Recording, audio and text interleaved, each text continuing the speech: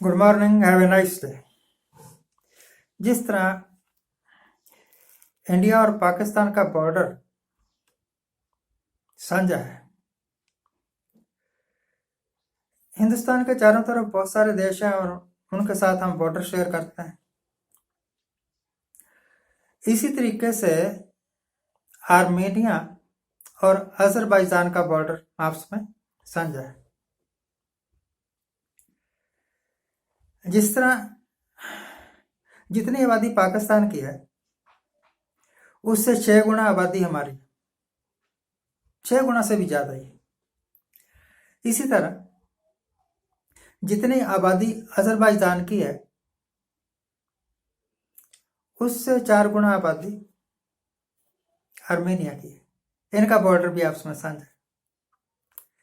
जिस तरह हिंदुस्तान और पाकिस्तान हमेशा एक दूसरे को घूरते रहते हैं, बहाने खोजते रहते हैं कब कोई गोली चलाए और हम तोप का गोला दाग दें।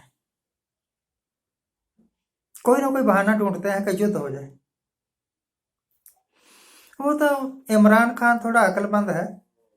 अकलमंद भी क्या, वो चालाक है, लोमड़ी की तरह चालाक है। अगर इसकी जगह मुशर्रफ होता ना तो अब तक तो एक और युद्ध हो चुका होना था। मुशर्रफ ना होता, कोई और मिलिट्री का डिक्टेटर होता तो अब तक एक और युद्ध हो जाना था। अजरबैजान की आबादी है 29 लाख, 29 लाख सिर्फ और जो हमारा दिल्ली है ना, दिल्ली, उसकी आबादी 2.25 करोड़ से ऊपर है।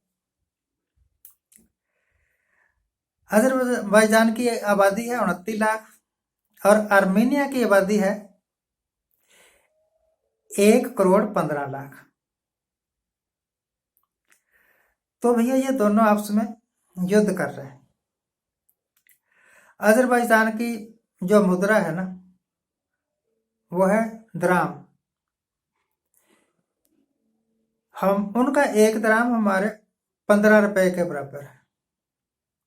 और जो आर्मेनिया की मुद्रा है, मैं उसका नाम भूल गया क्या है, उनका एक कॉइन 1 रुपए के बराबर, जो उनके 1 रुपए के बराबर हो, हमारे 43 रुपए के बराबर।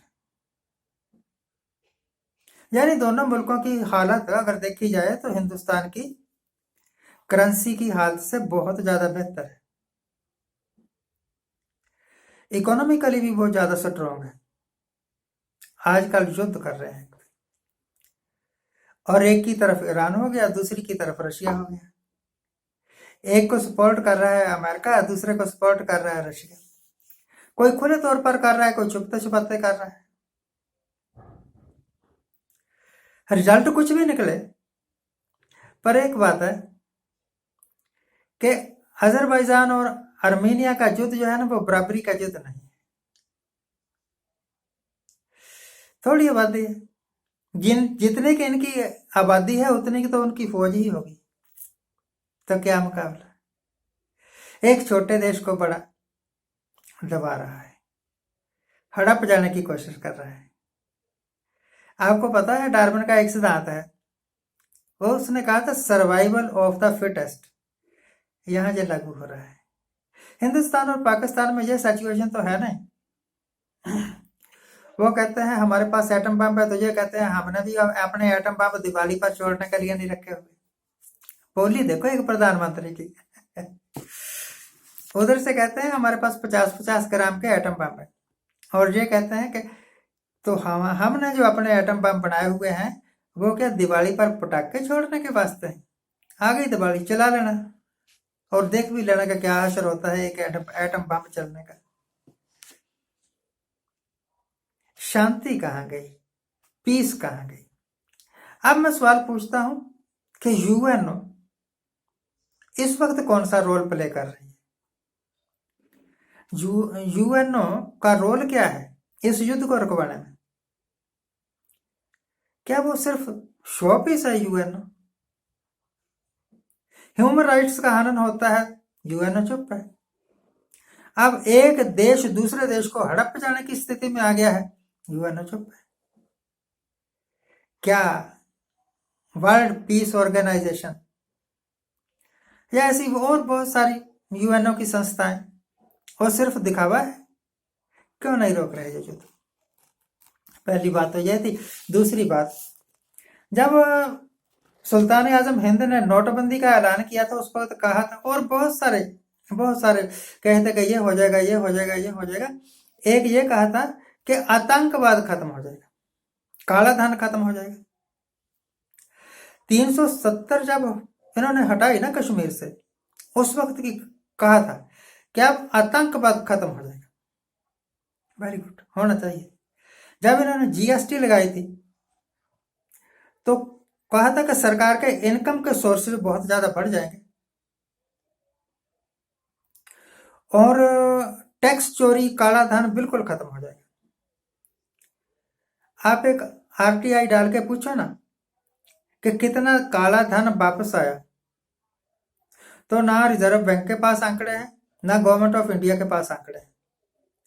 होता काला धन तो आता, और जो लोग काला धन लिए बैठे थे उनको पहले से ही पता था, उन्होंने पहले ही अपना काला धन सफेद करने में एक मौका तलाश कर लिया नोटबंदी में। अब हर रोज ही कहीं ना कहीं आतंकवादी घटना हो जाती है कश्मीर में, और जैसी चाल चला हुआ है नागालैंड, वहां भी आतंकवादी घटनाएं शुरू होने ही वाली हैं।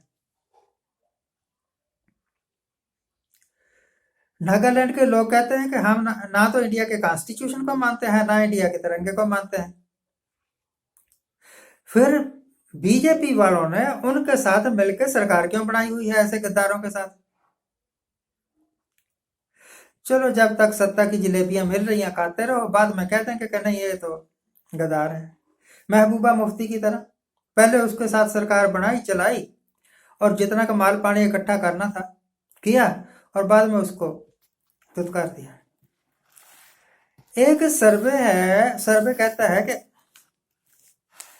सुप्रीम कोर्ट ने पूछा है इनसे कि आप बताइए कि जो आदमी एमपी बन जाता है, एमएलए बन जाता है, उसकी प्रॉपर्टी में, उसकी इनकम में एकदम से इतनी ज्यादा वृद्धि कैसे हो जाती है?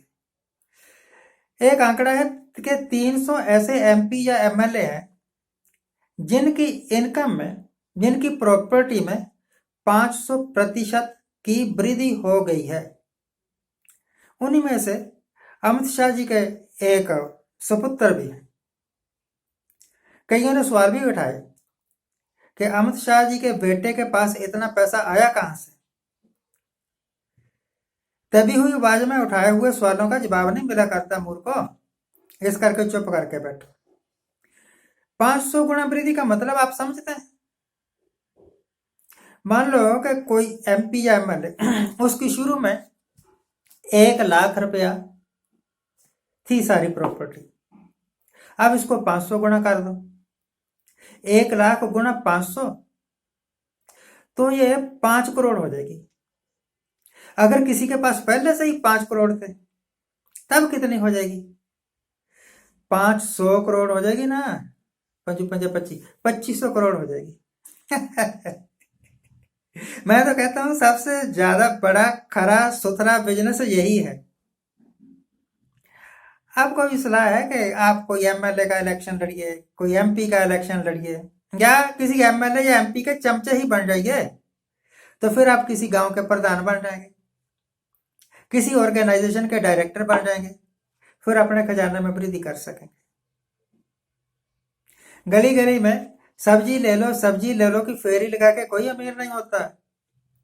प्लेटफार्मों पर चाय बेच के कोई अमीर नहीं होता।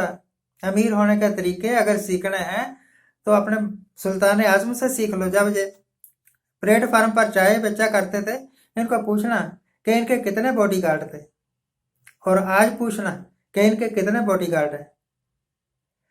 3 टायर सुरक्षा है इनकी, एक परिंदा भी पर नहीं मार सकता इनके पास। अगर आपको अपनी जिंदगी से इतना ही ज्यादा खतरा था भाई साहब, तो आप प्रधानमंत्री बने ही क्यों? हमें तो ऐसा प्रधानमंत्री चाहिए जो एक साइकिल पर ही चले जाए अपने दफ्तर, जिसके साथ चलने वाला सिक्योरिटी गार्ड भी साइकिल पर हो और उसका रैंक एक क्या बोलते हैं सिपाही से ऊपर ना हो। सपना है मेरा, कभी पूरा नहीं होगा वैसे। तो अचानक बहुत ज्यादा वृद्धि धन की लोगों को कैसे हो जाती है? लोग क्यों पॉलिटिक्स की तरफ दौड़ते हैं? इन सारे सवालों का जवाब मैंने आपको आज दिया। और एक बड़ा देश छोटे देश को कैसे निगल जाने की कोशिश कर रहा है, अजरबैजान और आर्मीनिया, ये भी आपको होता है। आज के लिए इतना ही। आज जिनका जन्मदिन है उनको हैप्पी बर्थडे। आज जिनकी मैरिज एनिवर्सरी है उनको शुभकामनाएं। सदा सुखी रहिए, आनंद प्रसन्न रहिए। आपसे अनुरोध है कि आप हमारे चैनल को सब्सक्राइब करिए और कुछ ऐसे मुद्दों पर कभी कभी सोच लिया करिए। फायदा होगा आपका, आपके देश का। आप अपने मुल्क के कर्जदार हैं, कुछ तो देकर जाइए। Thank you very much.